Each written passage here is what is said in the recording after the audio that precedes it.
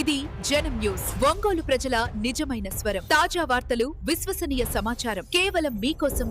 జనం న్యూస్ ఒంగోలు. మద్దిపాడు మండల సీతారాంపురం గ్రామంలో పంచాయతీ రాజ్ శాఖ ఆధ్వర్యంలో గ్రామ సభ నిర్వహించారు. ఈ సందర్భంగా స్వచ్ఛ సంక్రాంతి వికసిత్ భారత్ జీరాంజీ కార్యక్రమంలో సంత నూతలపాడు నియోజకవర్గ శాసనసభ్యులు బిఎన్ విజయ్ కుమార్ ముఖ్య అతిథిగా పాల్గొన్నారు. మద్దిపాడు మండల కేంద్రం నుంచి పరిసరాల్లోని అన్ని గ్రామాలకు పూర్తి స్థాయిలో రహదారుల నిర్మాణం తన హయాంలోనే జరిగిందని తెలిపారు.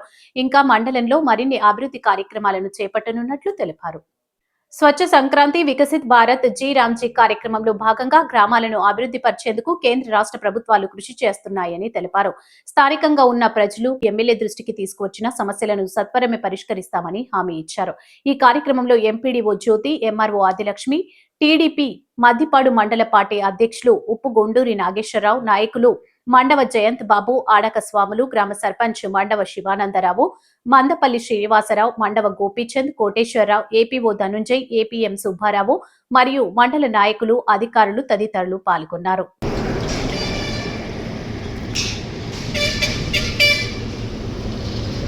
శాసనసభ్యులు,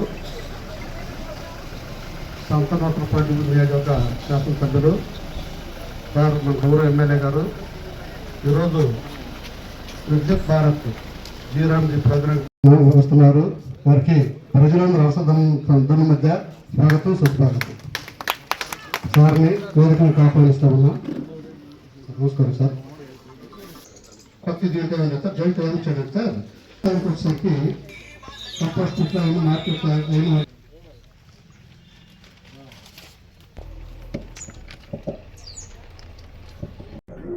pipeline repairs వచ్చేసారి cleaning once in every 15 days. Surroundings ఏదైనా ఇబ్బంది అయినా సరౌండింగ్స్ కూడా నీట్గా చేసుకోవడం అంతా. సో ఇలా జలసురక్ష మాసంలో సోక్ పిట్స్ అన్ని ఎన్ఆర్ఈజీస్ కింద సోక్ పిట్స్ అరేంజ్ చేయడం. సో ఇలా 1 month పీరియడ్లో మనం చేసిన యాక్టివిటీస్. ఇక్కడ ఇలా లెగసీ డంప్స్ ఏమన్నా వేసి ఉంటారు కదా, ఇలా డంప్స్ అవన్నీ క్లియర్ చేసేసేయడం, జంగిల్ క్లియరెన్స్ చేయడం, door to door garbage collection చేయడం, ఇలాంటి యాక్టివిటీస్. ఎప్పటి నుంచో డంప్ అయిపోయి ఉంటాయి కదా సార్.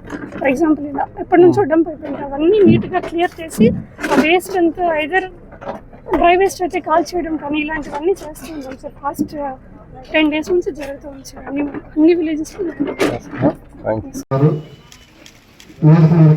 మండల జయంత్ బాబు గారిని ఆహ్వానిస్తున్నా. అలాగే గ్రామ నాయకులు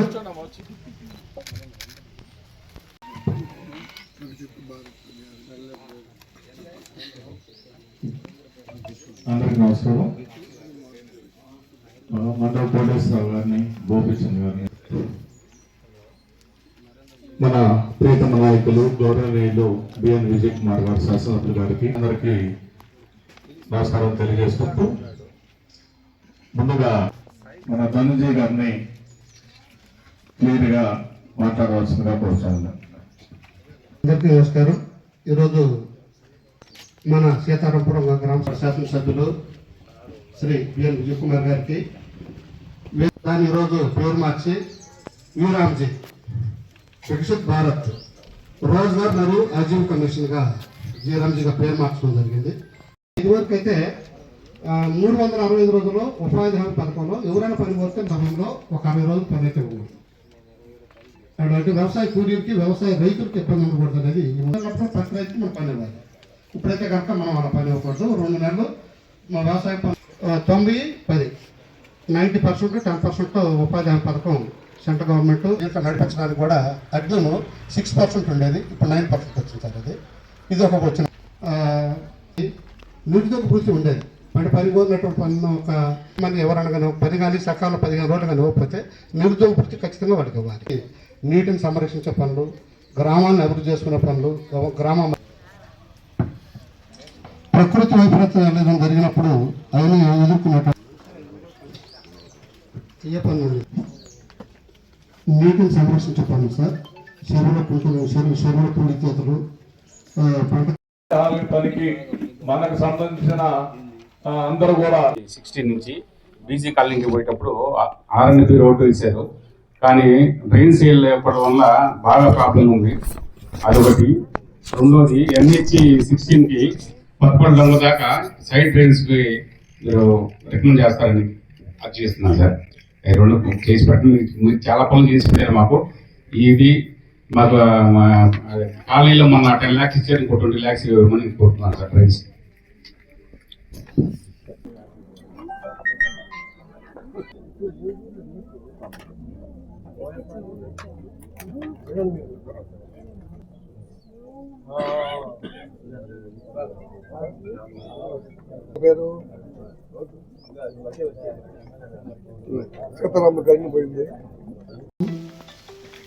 ఈ సభ రాష్ట్ర వ్యాప్తంగా అన్ని గ్రామ పంచాయతీలు జరపని రాష్ట్ర ప్రభుత్వం, కేంద్ర ప్రభుత్వం ఆదేశానుసారం ఈరోజు మన మధ్యపాడులో సీతారాంపురం గ్రామంలో పెట్టడం జరుగుతున్నది. దీనికి అంతకుముందు మహాత్మా గాంధీ ఉపాధి హామీ అనే పేరు ఉండేది.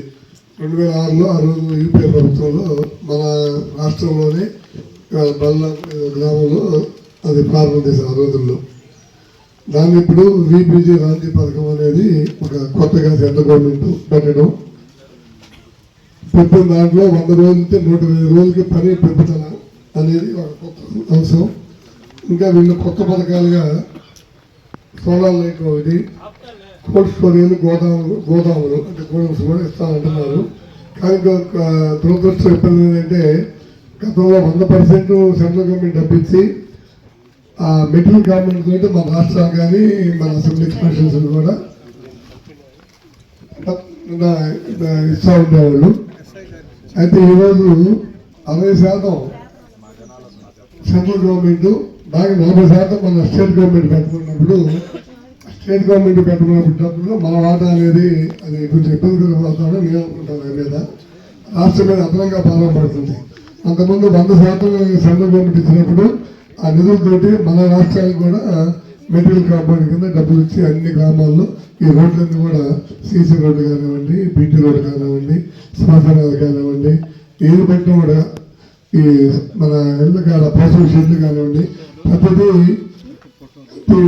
కాబట్టి మన గౌరవ శాసనసభ్యులు గారు ఈ 2009 నుంచి కూడా దాదాపు ఒక 300 కోట్ల రూపాయలు ఈ రోజు వరకు కూడా గత 5 ఏళ్ళు తప్ప 300 కోట్ల రూపాయలతో ఈ నియోజకవర్గంలో అన్ని డెవలప్మెంట్ జరుగుతూ ఉంది. ఎక్కువ శాతం కూడా ఈ ఎన్ఆర్టీసీ చెప్పడం జరిగింది. ఇప్పుడు 100లో నుంచి 60-40 కూడా ఈ స్కీము మనం కొంత గమనించాల్సిన రాష్ట్రం మాట్లాడుతున్నారు. కాబట్టి అభివృద్ధి అనేది ఎన్ఆర్టీసీ వారే అయింది గతంలో కూడా. నాకు ఈ కార్యక్రమానికి ఇంతమంది అధికారులు అంత ఏర్పాటు చేసి, ముఖ్యంగా శాసనసభ్యులు విజయ్ కుమార్ గారు అధ్యక్ష పనున్నా కూడా తప్పదని మధ్యపాడులో ఏర్పాటు చేయడం వారు వచ్చినందుకు మా స్ఫూర్తిగా వారికి కృతజ్ఞతలు తెలియజేస్తూ జరుగుతుంది. అంతేకాకుండా ఈ స్వచ్ఛ సంక్రాంతి పేరుతో మనం ఊర్లన్నీ శుభ్రం చేసుకోవడం జరుగుతుంది. ప్రతి ఒక్క ఇంటికి వారానికి కనీసం 3 రోజులైనా మనం చెత్తలన్నీ వాడడం జరుగుతుంది. సో అదే కాకుండా కొన్ని చోట్ల మనం తెలియకుండానే వేస్ట్ అంతా పడేస్తూ ఉంటున్నాం. సో అలాంటి ప్లేసెస్ కూడా క్లీన్ చేస్తూ పంచాయతీలో చాలా ఎఫర్ట్స్ అన్ని పెడుతూ ఉన్నారు. సో దాన్ని ఖచ్చితంగా జనాలందరూ కూడా కోఆపరేట్ చేస్తూ ఉండాలి. అదే కాకుండా మన కలెక్టరల్ ఇనిషియేటివ్ అయినటువంటి జల్ సురక్ష మాసం అంటే 1 month మొత్తం మనకున్నటువంటి మంచినీటి సమస్యలు అన్నిటి గురించి సాల్వ్ చేయడానికి కలెక్టర్ గారు స్పెసిఫిక్ గా ఆయన తీసుకొచ్చినటువంటి స్కీమ్ ఇది జల్ సురక్ష మాసం. సో దానిలో భాగంగా మీకు ఇక్కడ అన్ని ఫోటోస్ డిస్ప్లే చేయడం జరిగింది. సో ఒక్క నెల మొత్తం మనం ఏం చేసాం, వచ్చేసరి ట్యాంక్స్ క్లీన్ చేసుకునే దాని గురించి కానీ, బ్లీచింగ్ చేయించుకునే దాని గురించి కానీ, లేదంటే ప్రెమిసెస్ అన్ని నీట్ గా చేసుకోవడం, పైప్ లైన్ రిపేర్లు చేయడం, అన్నిటి గురించి కూడా మీకు ఇక్కడ క్లియర్ గా ఈ ఒక్క నెల ఏమేమి చేశామన్నది క్లియర్ గా డిస్ప్లే చేయడం జరిగింది. సో ఇలాగే ఈ వాటర్కి సంబంధించిన ఇష్యూ కానీ, శానిటేషన్ సంబంధించి వచ్చిన ఏ ఇష్యూ వచ్చినా కూడా ఖచ్చితంగా 2-3 రోజుల్లో సమస్య ఖచ్చితంగా పరిష్కారం. స్వచ్ఛ సంక్రాంతి గ్రామ సభ, అదేవిధంగా వికాస్ భారత్ జీరామ్జీ మీద ప్రధాన అంశాల గురించి ఇక్కడ ఈ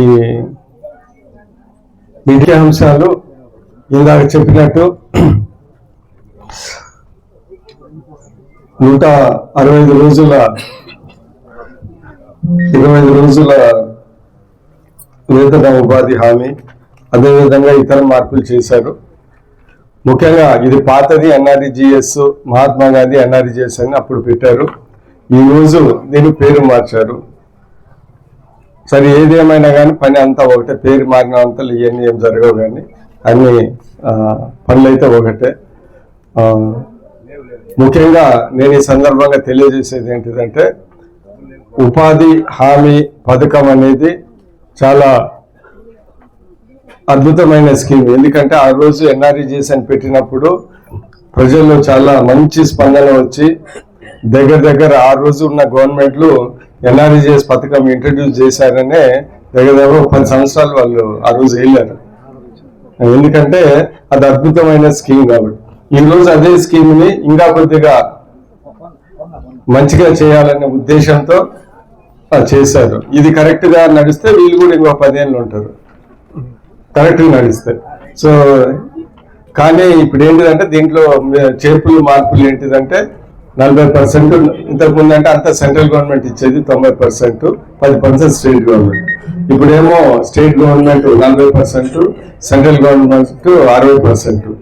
సో ఇప్పుడు ఏంటిదంటే ఇప్పుడున్న ఆర్థిక పరిస్థితుల్లో స్టేట్ గవర్నమెంట్ 40% ఇవ్వాలంటే కొద్దిగా ఇబ్బందికరమైన ఇబ్బందులు ఉంటాయి. దాని తర్వాత మనకి ఈ స్కీమ్ చాలా ఇంపార్టెంట్ కాబట్టి ఖచ్చితంగా స్టేట్ గవర్నమెంట్ వాళ్ళు ఇచ్చే 40% ఖచ్చితంగా పెడతారు. దాని తర్వాత సో ఇంతకుముందు ఏమో అది డిమాండ్ డ్రివెన్ స్కీము, ఇప్పుడు ఇది సప్లై డ్రివెన్ స్కీమ్ అని చెప్పారు.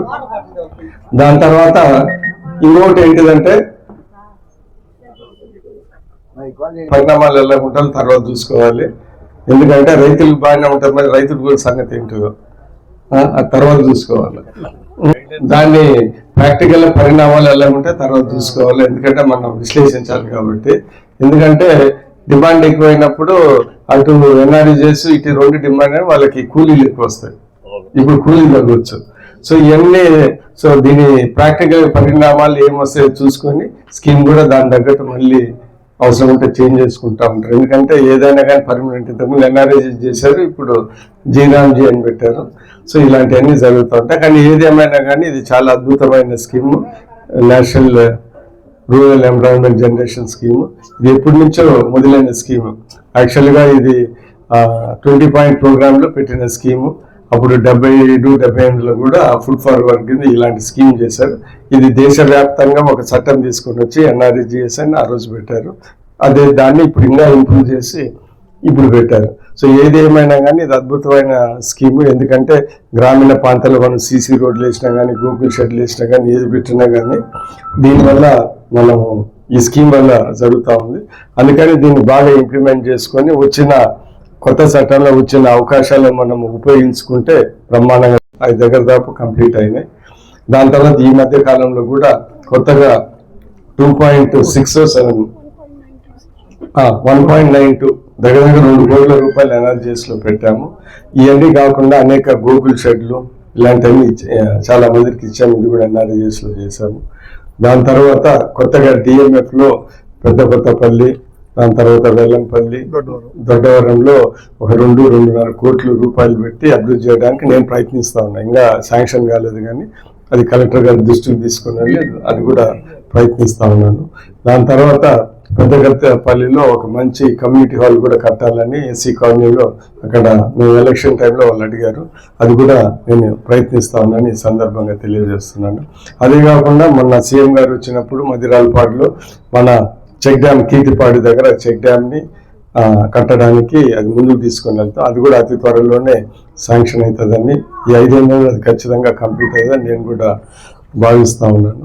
ఇంతకుముందు ఎలక్షన్ ముందల చాలా రోడ్లు ఏంటిదంటే బసంపాలెం రోడ్లు గొతుకులు అవన్నీ ఉంటే అది కంప్లీట్ చేయకపోతే కాంట్రాక్టర్లు బిల్లు రావని ఆ రోజు చేయకపోతే మేము ఈ రోజు వచ్చిన తర్వాత గవర్నమెంట్ మీద నమ్మకంతో మా అందరి ఒత్తిడి మీద కాంట్రాక్టర్ కూడా మంచి రోడ్డు బసంపాలెంలో వేశారు.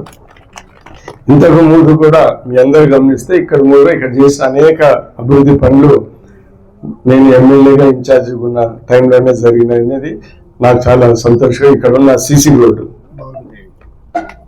సీతారాంపురంలో మంచి సీసీ రోడ్, అప్పుడు కూడా 14 to 18లో కూడా నందిపాడు ఇవన్నీ వేసాము. అప్పుడు ఎమ్మెల్యేలో సీసీ రోడ్ అప్పుడు నేను ఎమ్మెల్యేగా ఉన్న మొదటిగా ఎమ్మెల్యేగా ఉన్నప్పుడు వేసాము. సో ఇవన్నీ ఏంటంటే అనేక అభివృద్ధి పనులు నేను ఎమ్మెల్యేగా ఇన్ఛార్జ్ ఉన్నప్పుడు చేయడం నాకు చాలా సంతోషకరమైన విషయం. అయినా కానీ రాబోయే కాలంలో ఇంకా అభివృద్ధి సంక్షేమ కార్యాలు ముందుకెళ్ళాలని మేము అందరూ ప్రయత్నిస్తామని ఈ సందర్భంగా తెలియజేస్తూ ఈ కొత్త ఎన్ఆర్ఈజీఎస్ మార్పులతో ఇంకా అభివృద్ధి చెందాలని నేను మనస్ఫూర్తిగా కోరుకుంటున్నాను. నమస్కారం.